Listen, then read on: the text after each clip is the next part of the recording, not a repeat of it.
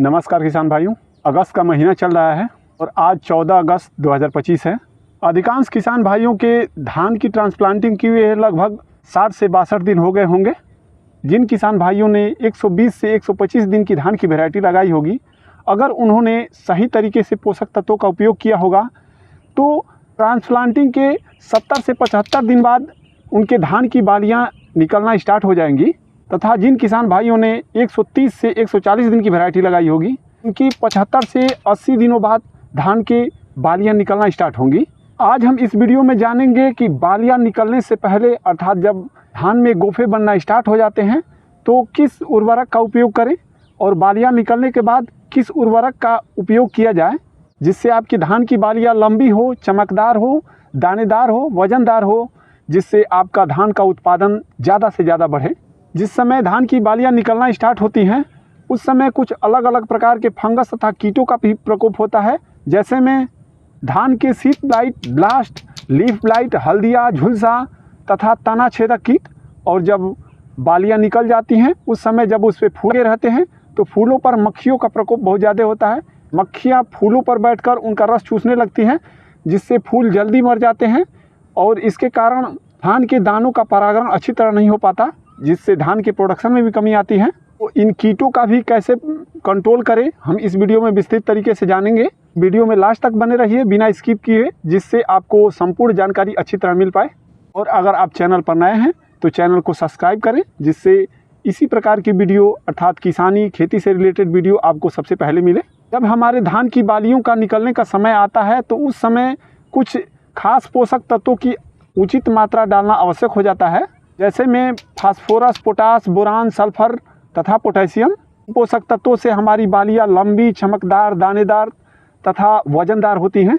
इसके लिए जब धान में से गोफे निकलना स्टार्ट होते हैं अर्थात हमारी बालियाँ निकलना स्टार्ट होती हैं, समय NPK 05234 को 1 से 1.5 kg तथा बोरान 20% को 100 से 150 ग्राम 120 से 150 लीटर पानी मिलाकर 1 एकड़ में स्प्रे करना चाहिए। NPK 05234 में 52% फास्फोरस तथा 34% पोटेशियम होता है और बोरान 20% में 20% बोरॉन होता है। बोरान और पोटेशियम एक माइक्रोन्यूट्रिएंट है। बालियाँ निकल जाने के बाद आप 0050 को 1 से 1.5 kg 120 से 150 लीटर पानी में मिलाकर 1 एकड़ में स्प्रे करें। 0050 में मुख्य रूप से 50% पोटेशियम होता है।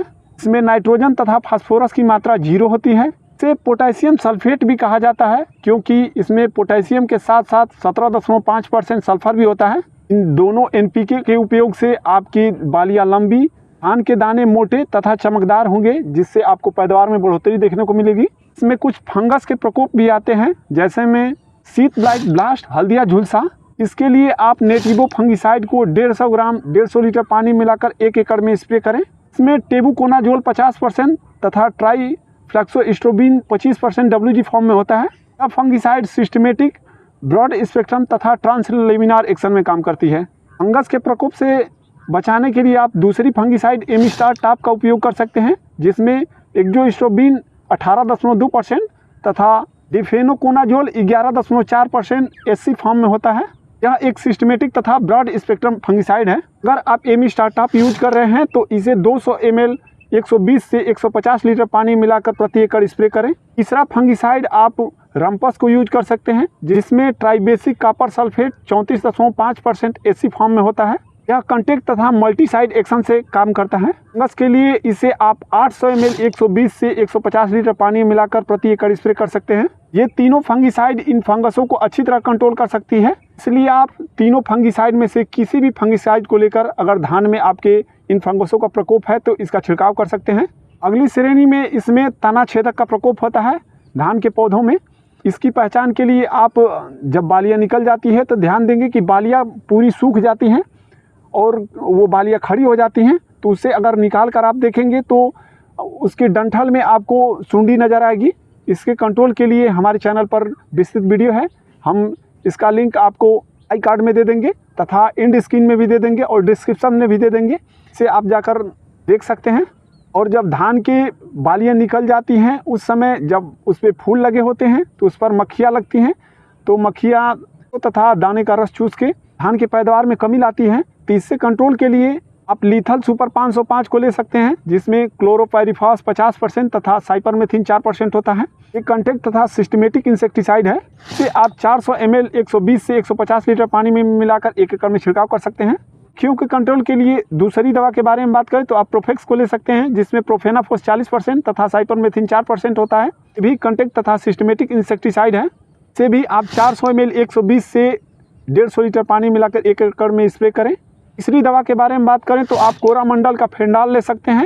इसमें कॉन्टैक्ट तथा फ्यूमिगेंट एक्शन होता है। इसे भी 400 ml 120 लीटर पानी मिलाकर 1 एकड़ में स्प्रे करना है। इससे धान में लगी हुई फूलों की मक्खियों पर अच्छा कंट्रोल देखने को मिलेगा। अगर आपको फंगस तथा इन मक्खियों का एक साथ अटैक देखने को मिल रहा है तो आप इन तीनों इंसेक्टिसाइड में से किसी एक इंसेक्टिसाइड तथा तीनों फंगिसाइड में से किसी एक फंगिसाइड को लेकर 120 से 150 लीटर पानी मिलाकर धान के पौधों पर स्प्रे कर दें। इससे फंगस तथा जो मक्खियाँ लगी हैं दोनों पर अच्छा कंट्रोल होगा। वीडियो द्वारा दी जानकारी आपको पसंद आए तो वीडियो को लाइक करें, और अगर आपका कोई भी क्वेश्चन हो तो कमेंट बॉक्स में बेझिझक कमेंट करें, हम उसकी रिप्लाई ज़रूर देंगे। और अगर वीडियो पसंद आ रही हो तो चैनल को सब्सक्राइब करें, जिससे आपको इस प्रकार की जानकारी सबसे पहले मिले। तो मिलते हैं एक नई वीडियो में नए टॉपिक के साथ। तब तक के लिए जय हिंद किसान भाइयों।